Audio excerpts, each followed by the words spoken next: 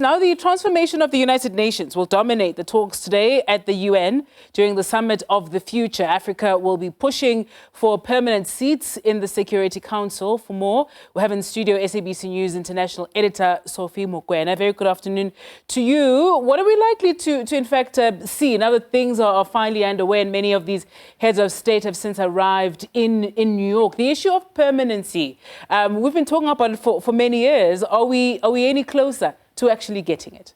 I don't think we are any closer to finalization of this matter. It has been a protracted campaign by the African group, but also other regions as well.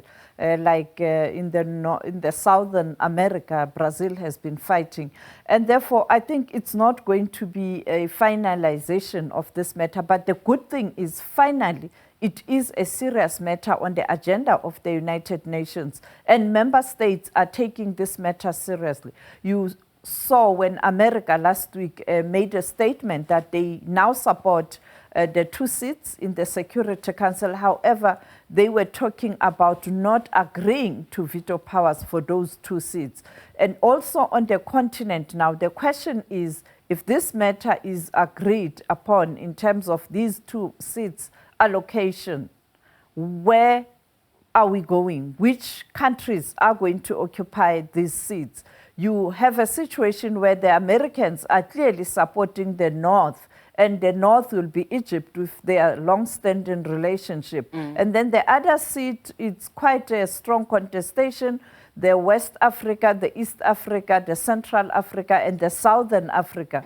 You know that some people are saying South Africa, because to allocate this kind of a seat, your country must be a country with resources, but secondly, the country that has demonstrated the will and the commitment in terms of conflict resolution and peacekeeping. And South Africa, since 1994, has been involved in many situations where you had UN peacekeeping missions. And therefore, some people would look at South Africa, but you had the president of Rwanda, Paul Kagame, in East Africa saying that those seats must be on rotational basis again in terms of Africa rotating those seats. Then the question is, if that's the approach we are taking or the formula, already we have a rotational basis in terms of Africa being represented in the Security Council. And the issue here is veto powers. So I think this is going to be a big one for the African Union, particularly in January, when you have that heads of state and government assembly, and at the same time you will be electing the new Commission chair of the African Union. Look, everybody wants these seats, isn't it? So who actually stands a better chance from the continent to actually get this? Is it just based, and again, what criteria are we looking at here? Is it just based on who the world superpowers favor, or is it a bit more nuanced than that, right? Is it a question of the strength or the sophistication of economies? Is it dominance or contribution to the continent? What criteria are we actually looking at here? I think it will be the issue of strong lobbying. Countries, when Africa has agreed, for example, if Africa is able to agree that we are not going to go the route of rotating the seats to different countries, but 2 countries being permanent there, it will be a question of lobbying. Those countries who feel strong that they want to be there will have to lobby the other African countries to give them a nod. And like I said, you will have to look at regions as well, the North and the South in particular.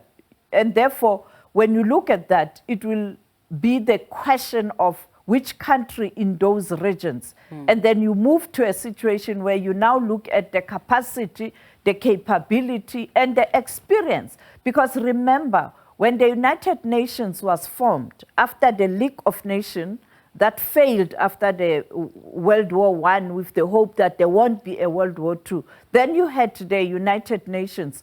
Its primary responsibility with the Security Council being the organ of the UN was to maintain peace and security. And therefore, the Security Council mainly has to maintain the world peace. Which countries are better equipped in terms of contributing towards maintenance of world peace. South Africa has already demonstrated its commitment. That is why we're talking about South Africa in the Middle East question. You talk about South Africa talking about the Ukraine question, South Africa in Sudan, in South Sudan, in the DRC. We've been there in other regions such as Burundi earlier on. We've been there in Lesotho. We've been there in Cabo Delgado. So there has been a strategic commitment and a will, political will from Pretoria since Mandela's time up to now to ensure that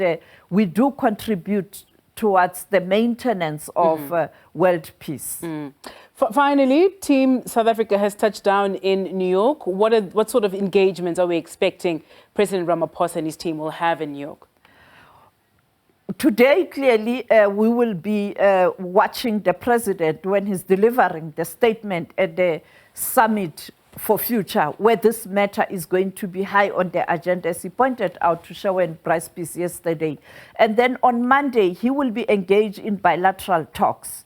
It's not clear yet the countries, but I think it will be mainly the South. As you know, that it is also part of the preparation for the BRICS Summit. Secondly, he will participate in the G Summit, G20, on the margins of the UN, the member states of the G20, as you know, that Brazil will be hosting the G20. And of course, we are told that he will also be engaged on issues related to trade, where he might visit the New York Stock Exchange, and then on Tuesday, he delivers the statement from South Africa in the Assembly. All right, thank you very much. We'll have more, of course, on how it all plays out from New York. That was SABC News International Editor Sophie Mokoena.